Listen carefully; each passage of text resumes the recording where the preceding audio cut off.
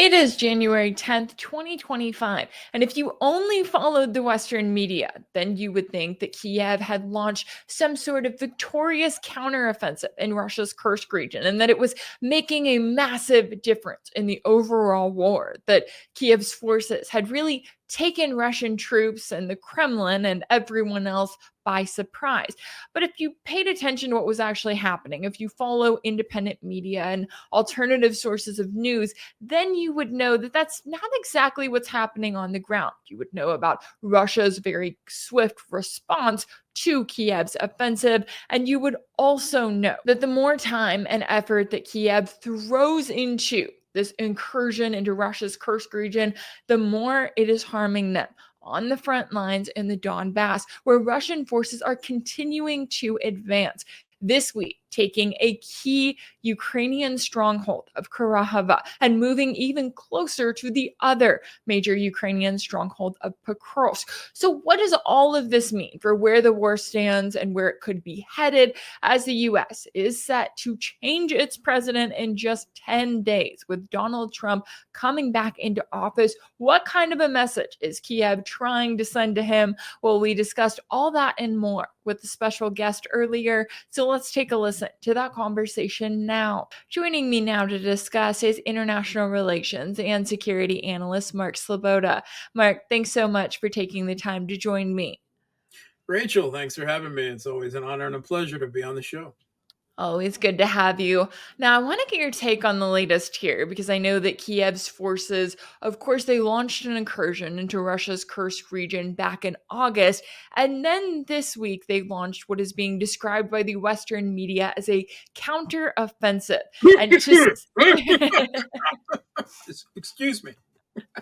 You can tell me how you describe it here in a minute, but to say that the media is cheerleading this for as long as they can is an understatement. You've got an op-ed from The Hill saying that it caught the Russian high command, the Kremlin, and many pundits by surprise.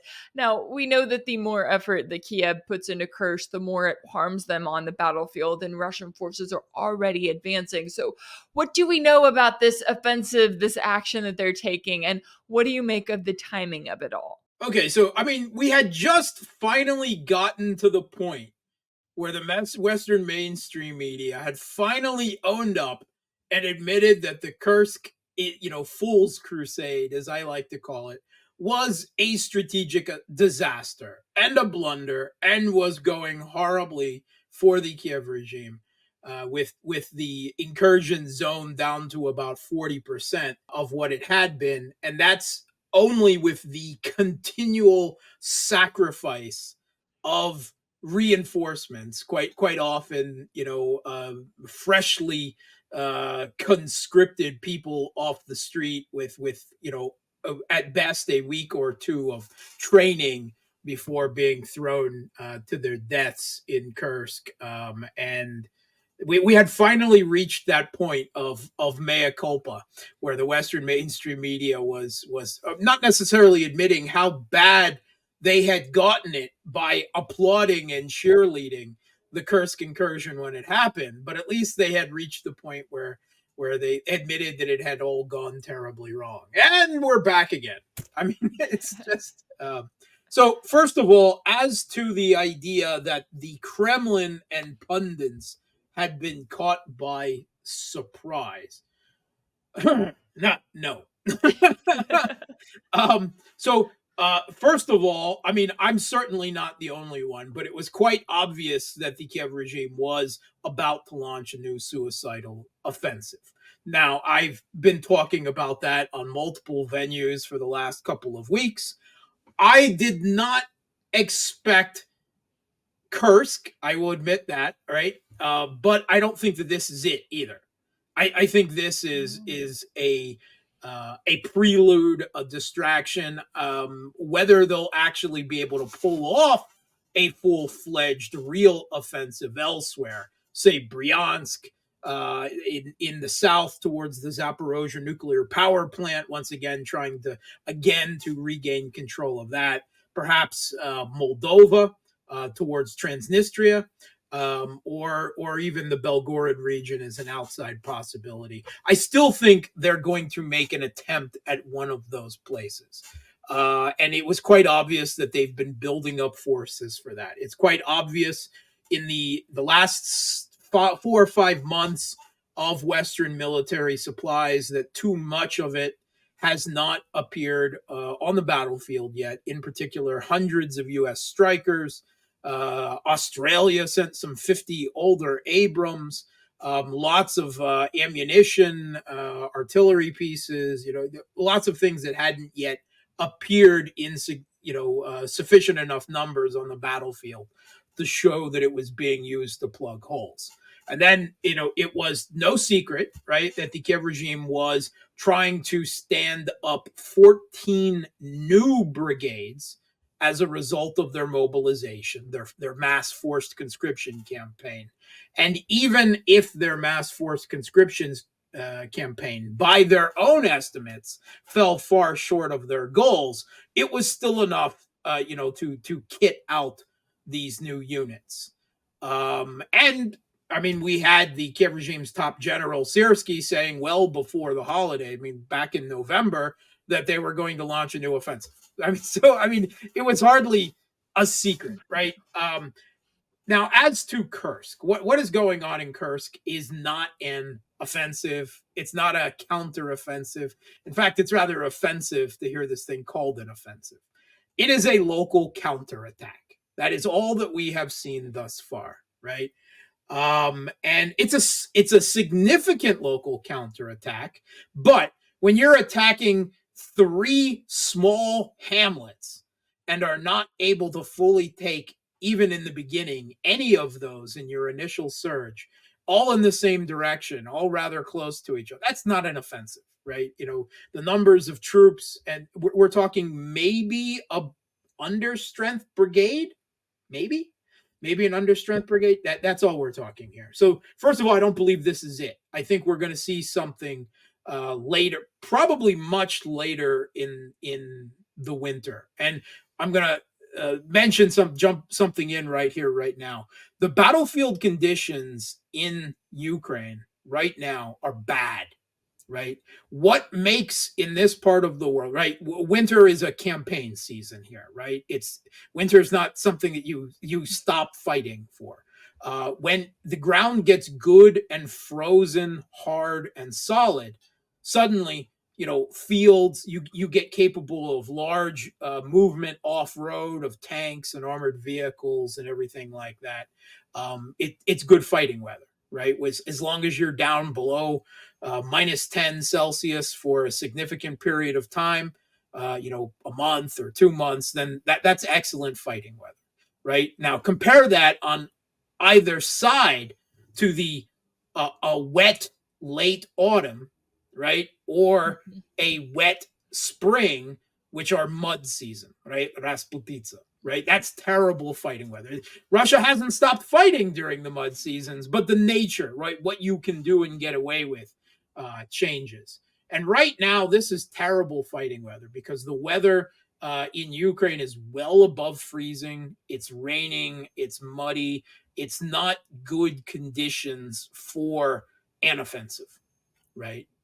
Especially across open terrain, right? If you're already entrenched in an urban area, that's fine. You continue fighting. It's no problem. But for any type of offensive that deals with large amounts of armored vehicles, moving at speed, no, it's not good fighting weather. So I think that if the Kiev regime has a real offensive plan, they're going to have to wait. They're going to have to wait for the weather to turn, because right now, for the last 10 days and for at least the next week, warm weather, right? It's unseasonably warm and wet, and it's not good fighting weather. So this first of all, it was a disaster. Second of all, it wasn't secret by any stretch of the imagination. Even Kiev regime, military commentators, not these yahoos, neocons writing in the Western media who wouldn't know which side of an AK-47 to use properly, if I may be frank. Even Kiev regime's own, interlocutors on the internet have admitted that Russia obviously knew exactly where this attack was going to happen, when it was going to happen, and to what extent it was going to happen.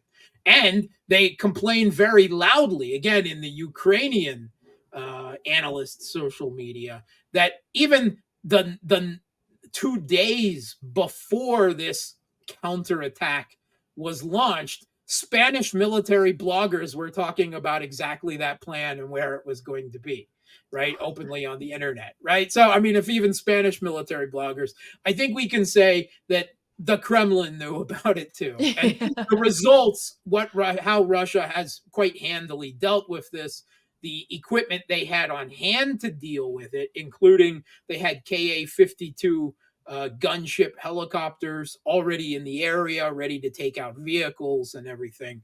The Kiev regime supposedly showcased some new, supposedly Western-provided electronic warfare capability that within a limited range was showing some effectiveness, except for the fact that Russia had on hand plenty of fiber optic cable drones that are completely immune to electronic warfare jamming, and so we're able to deal with that as well.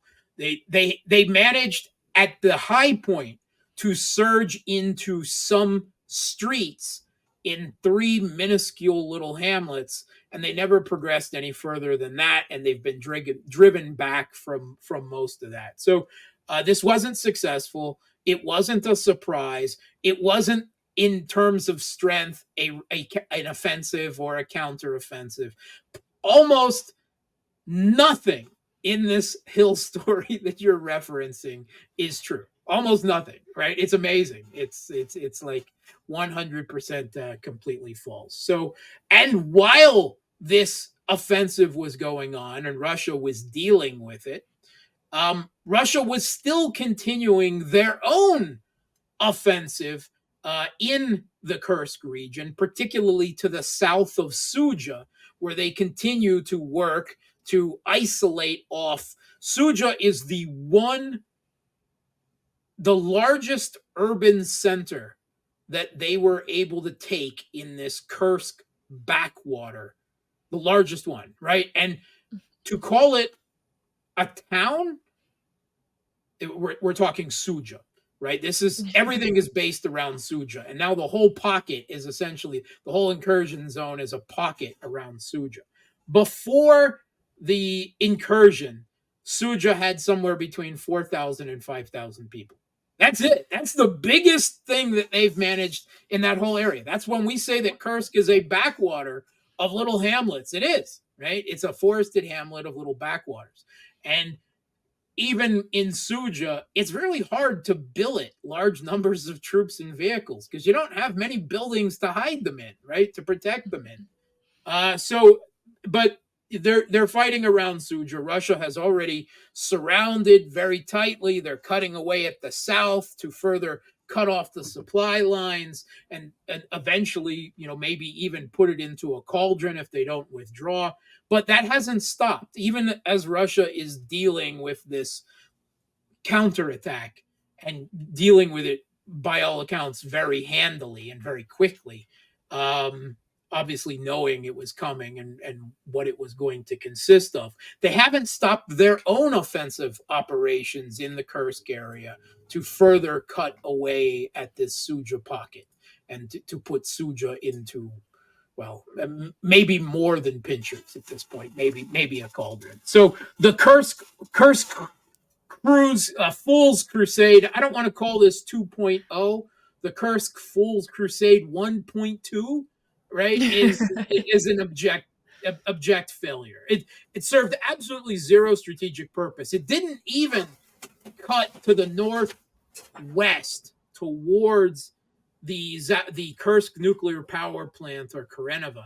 It went to the northeast, vaguely in the direction of Kursk city, which they had no hope of ever reaching or doing anything if they got there. That's a big city.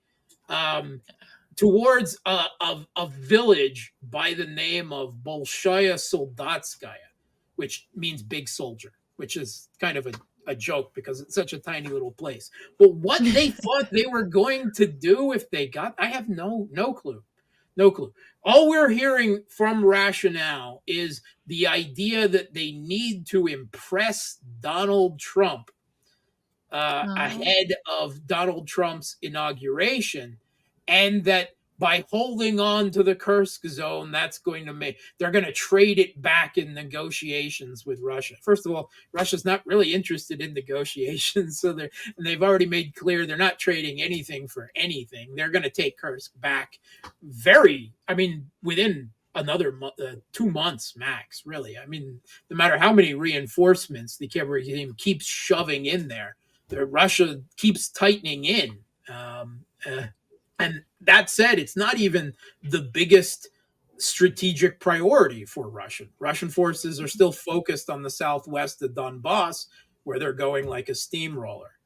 And as to the idea that this would impress Trump, I don't know. I assume that it's mostly coincidence and there are other reasons. But within a day of them launching it, Trump's supposed Ukrainian conflict envoy, General Kellogg, canceled his planned trip to Kiev until after Trump's inauguration. So I don't know if they were thinking to impress him with that. I don't think it worked. I'm just saying. Yeah, it's interesting to me how the Western media was so quick to jump on this, story that, oh, there's an offensive, right? Kiev's troops are doing something. And then they don't mention any of the fallout, any of Russia's response, anything that you just mentioned there that is pretty important, I would say, to include in this story. They just jump right over that. And they're like, focus on what Kiev did initially. And that really sums up their reporting of this conflict for more than 3 years, but especially for the last 3 years. Now, as you were noting there, when it comes to what Russian forces are currently doing in the Donbass. I mean, we had the news this week that Russian forces have taken Kurakhovo, the key Ukrainian transit hub that the Russian Defense Ministry described as the largest settlement in southwest Donbass. I know you've been talking about it for months now. This also comes as we have reports that Russian forces are getting close to the key Ukrainian logistics hub of Pokrovsk. I feel like I've been saying that over and over again for months now, but what is the significance of the latest Russian advances? And is that why we're seeing the escalation that we're seeing in Kursk? Because you have Kiev in a position where if they are trying to impress Trump, they know that they're not going to be able to do it in the Donbass. Yeah, so the southwest Donbass continues to be a bleeding operational crisis for the Kiev regime. They're just not able to do anything about. They're barely able to slow Russian forces down, right? In the context of the type of attritional conflict in this conflict. So I mean, just a quick review, right? Early in 2024, Russia broke through the Kiev regime's defensive lines. This built up over a decade at Avdiivka, this big, fortress city. And after that, they entered into operational space where they had freedom to move in multiple directions. Really, not terribly well defended at Ocheretina, and we called that the Ocheretina Bloom.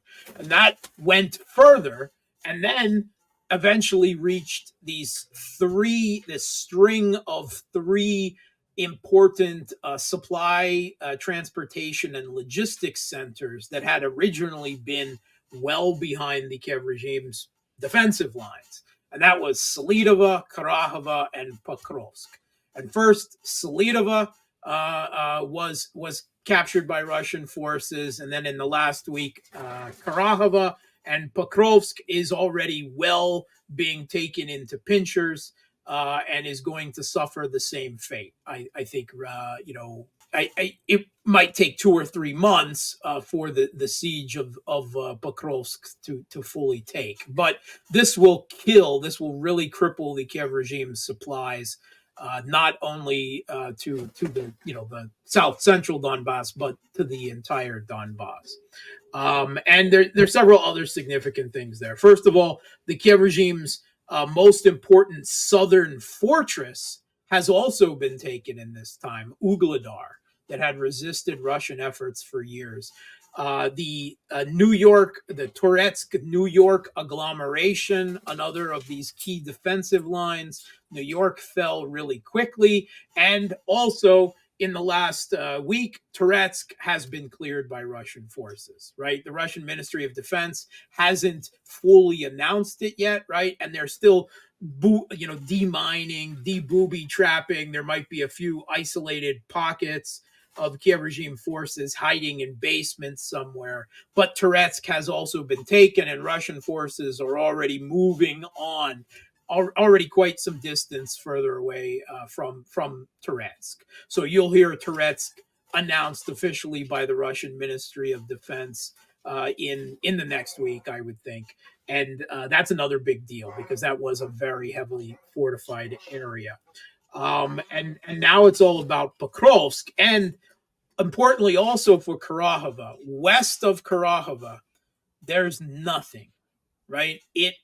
This is where the Donbass then enters the Dnipropetrovsk region, right? And it's open steppe. There are no major urban areas. There is no geographical obstacles, no hills, no mines, that can be staffed up, nothing. Basically, all the way to the banks of the Dnieper River, where the important cities of Dnipropetrovsk itself, but also Zaporozhye city and Pavlograd are on the banks of the river there. So Russian forces past Kurakhovo, they're again in operational space. They can go right into they're literally a few kilometers away from the Dnipropetrovsk region, and it seems pretty clear that they're going to continue on from there because Russia obviously already has enough forces engaged in other places like Chasiv Yar, which is also close to following to Russian forces to deal with the Kiev regime's last defensive line sometime this spring, summer, and that's Slavyansk, Kramatorsk, and Konstantinovka. And certainly by the end of 2025, all things considered, the Donbass will probably be finally fully liberated by Russian forces. But by then, Russian forces will already be in Dnipropetrovsk region, and they're already in the southern Kharkov region. There's a big breakthrough of Russian forces in the Kupiansk area, bridgeheads across the Zhurabets River, again, the Kiev regime forces can at best slow Russian forces down, which makes all the more unfathomable why this weird political fixation with this backwoods area of the Kursk incursion, and somehow I can only think that Zelensky has so much political capital invested in this failed Kursk Fool's Crusade that he's simply afraid of the consequences if they just gave up on it. Yeah, it's interesting to me too how when you're talking about that timeline, Zelensky has also been saying, hey, the end of 2025, that's when we can see the end of the war. Although I don't think it's going how he seems to think that it's going, or maybe how he wishes it would. Now, finally, I want to ask you about the current situation with Zelensky and NATO, because I know that they had their last meeting of the so-called Ukraine Defense Contact Group, at least before Trump arrives. And that's where Zelensky took the time during his speech to call for NATO to deploy troops to Ukraine, claiming it would, quote, force Russia to peace. They keep acting like, oh, we just attacked Russia in Kursk, or we hit them with a long-range weapon, and then Russia's going to come rushing to the negotiating table saying, okay, Kiev, have whatever you want. Clearly, that's not going to happen. I don't know how many other ways the West needs to be reminded that it's not going to happen. But how do you see the current position of NATO as they are watching these increasing manpower shortages in Kiev, as they're watching those Russian advances that you were laying out there and realizing, hey, there's not much we can do short of going fully into World War III in which everyone loses? Yeah, let's review what has not forced Putin to the diplomatic table. Western artillery has not forced Putin to the negotiation table on Western terms, right? The HIMARS system has not done it.